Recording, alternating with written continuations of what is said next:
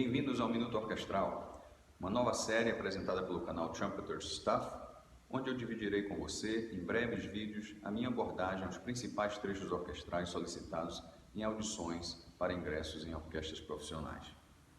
Quando eu inicio a preparação de um trecho orquestral qualquer, a primeira coisa que faço é responder a uma pergunta básica. Que trompete mais irá me ajudar a vencer os desafios técnicos e musicais que este trecho me impõe?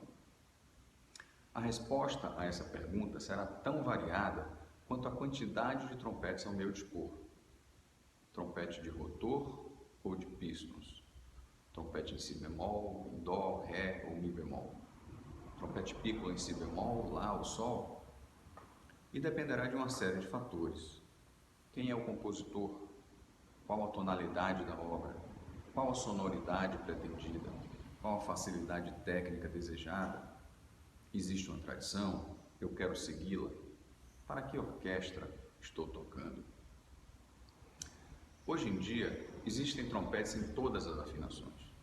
Desde o si bemol que todos conhecemos, passando pelo trompete em dó, em ré, em mi bemol, em mi natural, em fá, em sol, em lá, agudo, si bemol e dó. Além dos instrumentos primos, como cornet e flugelhorn. Todos esses instrumentos ao nosso dispor podem ser grandes aliados para uma carreira de sucesso. Gustav Hein, professor do grande William Pacchiano, já lhe dizia: use sempre o melhor trompete para o trecho a ser tocado. Respondida então essa questão inicial, aí sim começa o trabalho de preparação técnica e musical do trecho em questão. Nesse primeiro encontro, falarei sobre dois dos mais solicitados trechos orquestrais, as aberturas Leonore número 3 e número 2 de Beethoven. Antes de tudo, vamos responder aquela questão inicial. Que trompete mais irá me ajudar a vencer os desafios técnicos e musicais que estes trechos me impõem?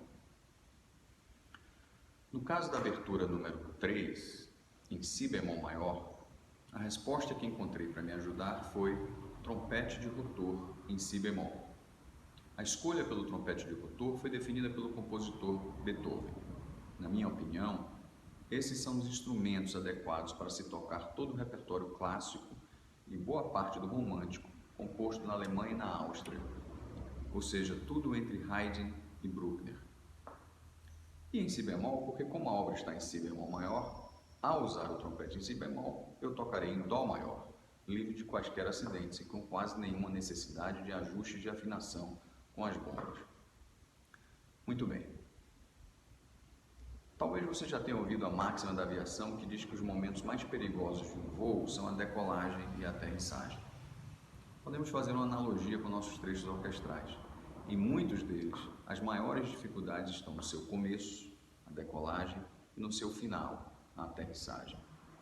Particularmente para esses dois trechos que falarei hoje, eu acho que isso é verdadeiro. Claro que alguns trechos apresentam alguma turbulência no meio do voo também. Muitos trompetistas jovens têm problemas ao executar esses trechos por não resolverem bem os dois compassos iniciais ou os dois compassos finais do solo. Por que será?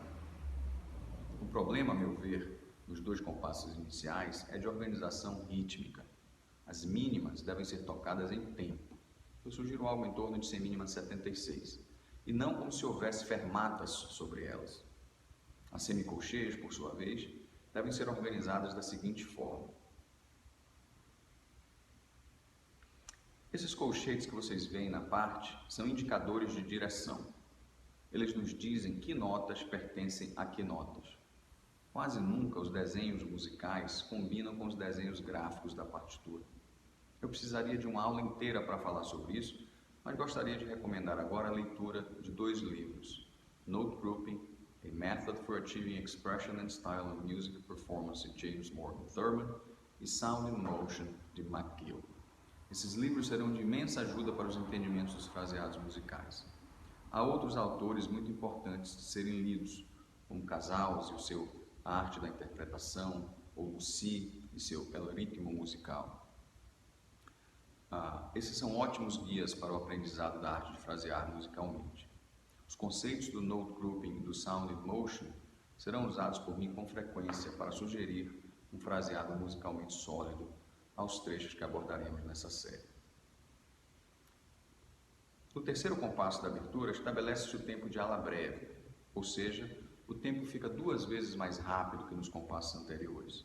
O Peck batia 4 tempos por compasso, agora irá bater 2 apenas. Eu prefiro pensar assim do que pensar num acelerando gradual. Chegamos então à aterrissagem. Muita gente tem problemas aqui por iniciar o retardando muito cedo, já no início do penúltimo compasso. Eu acho que o final assim perde o seu impacto. Eu sugiro que o ralentando seja iniciado apenas nos 2 últimos tempos do penúltimo compasso e que uma ênfase, um acento, seja dada à sua última colcheia. Vamos à Leonora número 2. Antes, porém, precisamos responder à pergunta básica. Com que trompete devo tocar? Seguindo a mesma lógica da abertura número 3, os trompetes de rotor me parecem adequados. Pela tonalidade da obra, Mi bemol maior, a lógica seria usar um trompete de rotor em Mi bemol e assim tocar o trecho em Dó maior. Como eu não disponho de um trompete em Mi bemol de rotor, optei pelo trompete em Dó de rotor e tocaria o trecho na tonalidade de Mi bemol maior então. Quero enfatizar aqui que é muito possível, perfeitamente possível, tocar esses trechos em outros trompetes também.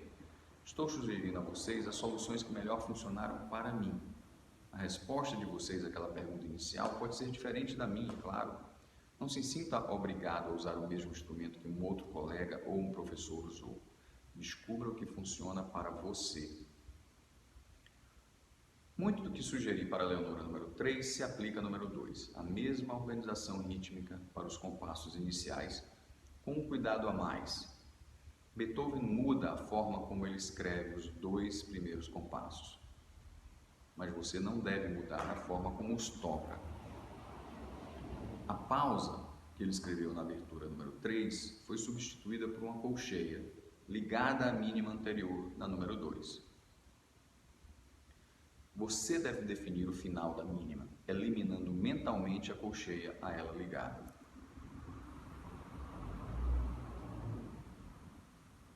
Nos próximos 2 compassos, tenha cuidado para não acelerar muito bruscamente os arpejos. Acelere gradualmente e siga os colchetes, nossos indicadores de direção musical.